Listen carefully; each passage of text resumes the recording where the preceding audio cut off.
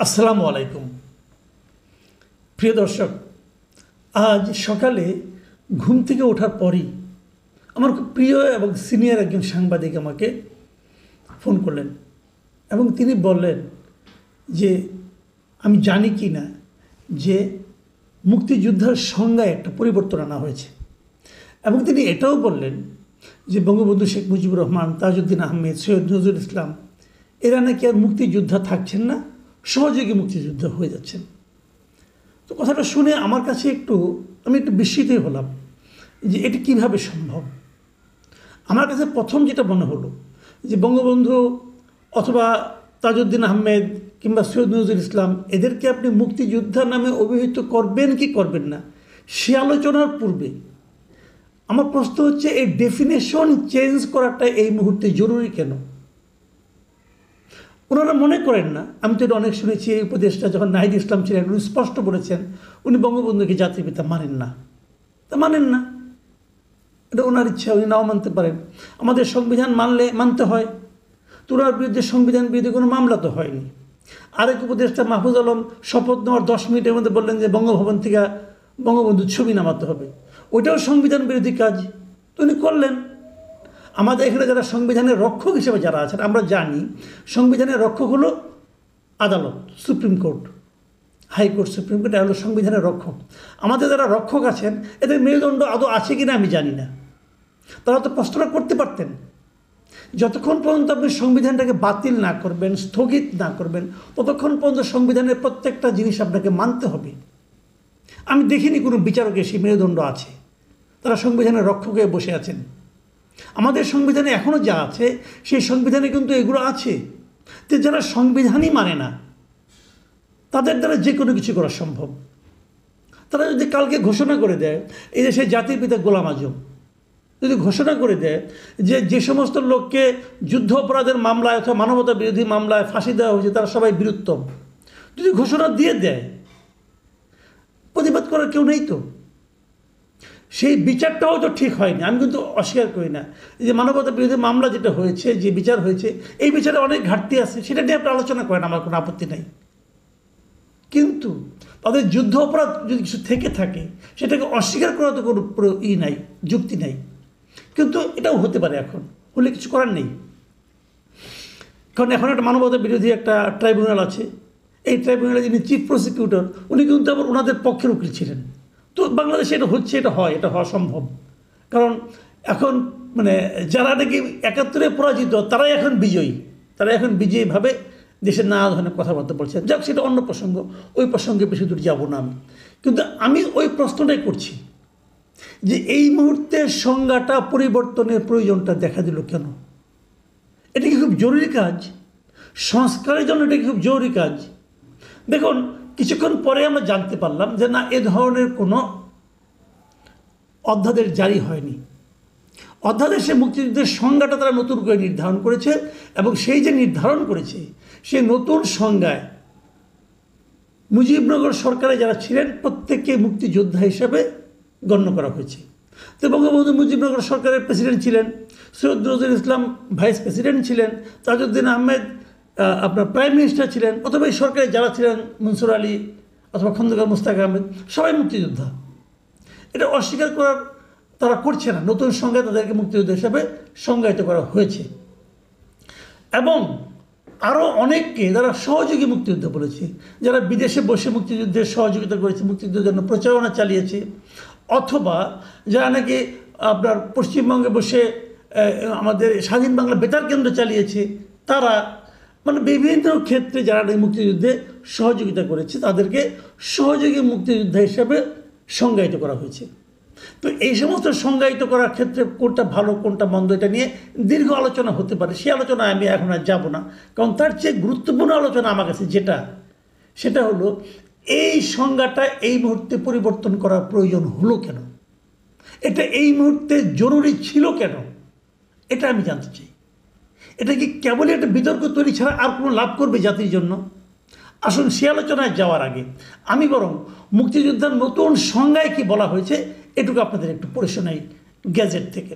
সেখানে বলা হয়েছে যে 1971 সালের 26শে মার্চ থেকে 16 ডিসেম্বর পর্যন্ত যারা দেশের ভেতরে যুদ্ধের প্রস্তুতি ও প্রশিক্ষণ গ্রহণ করেছেন এবং যেসব ব্যক্তি মুক্তিযুদ্ধে অংশগ্রহণের লক্ষ্যে বাংলাদেশের সীমানা অতিক্রম করে ভারতের বিভিন্ন ক্যাম্পে তাদের নাম অন্তর্ভুক্ত করেছেন এবং বাংলাদেশের মহান স্বাধীনতা অর্জনের লক্ষ্যে পাকিস্তানের বিরুদ্ধে যুদ্ধে লিপ্ত হয়ে হানাদার ও দখলদার পাকিস্তানি সশস্ত্র বাহিনী ও তাদের এদেশীয় সহযোগী রাজাকার, আল বদর, আল শামস, তৎকালীন মুসলিম লীগ, জামাতে ইসলাম, ভুল শুনেন নাই, জামাতে ইসলাম, নিজামে ইসলাম এবং দালাল ও শান্তি কমিটির বিরুদ্ধে মুক্তিযুদ্ধে সক্রিয় অংশগ্রহণ করেছেন।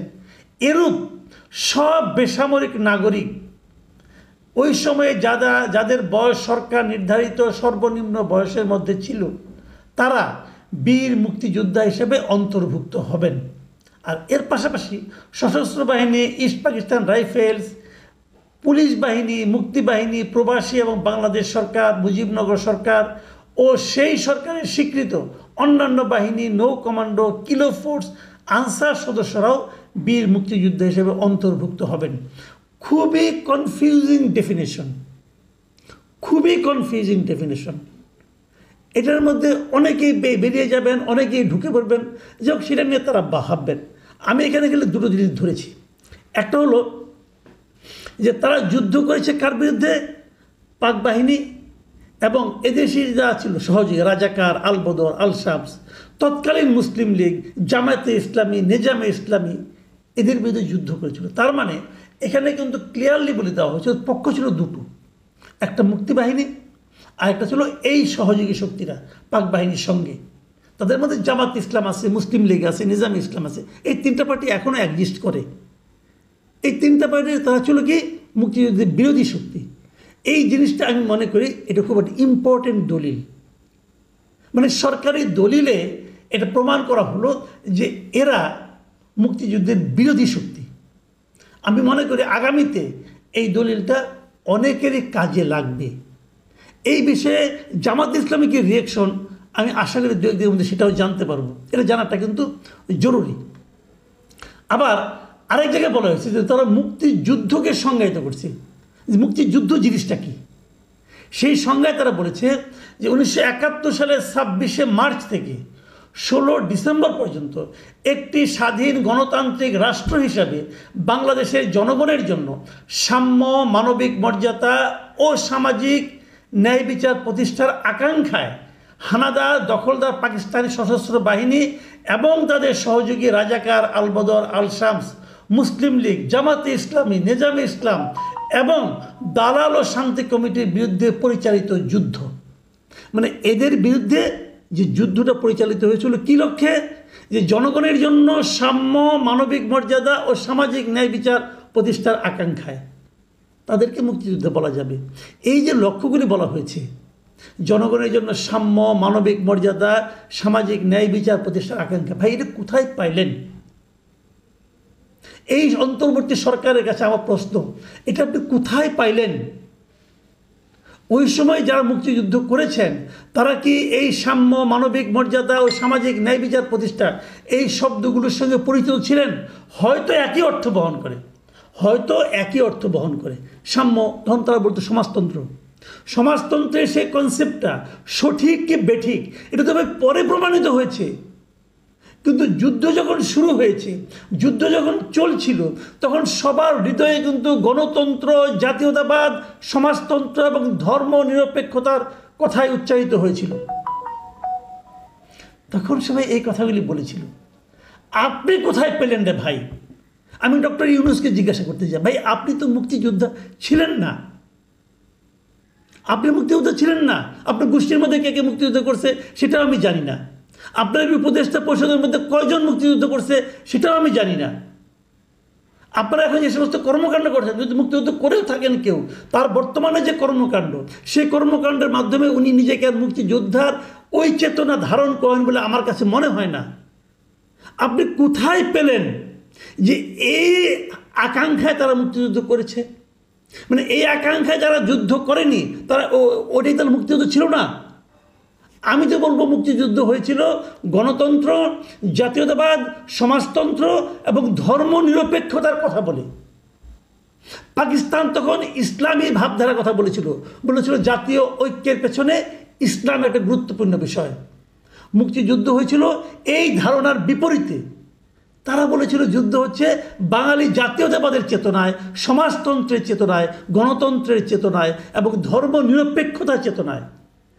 আজকে সরকার এবং তার ভাড়াটে বুদ্ধিজীবী আলী রিয়াজ এসে বলতেছে এই ধর্মনিরপেক্ষতা নাই।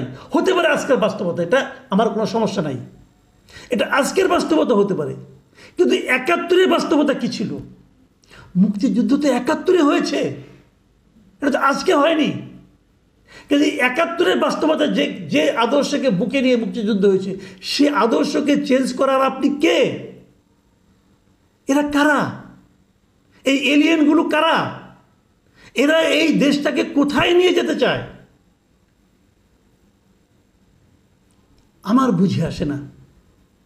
আমি মনে করি ইতিহাসের কাঠগড়ায় এদের একদিন দাঁড়াতে হবে এবং এদের বিরুদ্ধে মুক্তিযুদ্ধের উদ্দেশ্যকে, লক্ষ্যকে বিকৃত করার অভিযোগে, বিকৃত করার দায়ে এদের কঠোর শাস্তিতে আওতা আনতে হবে আমি মনে করি।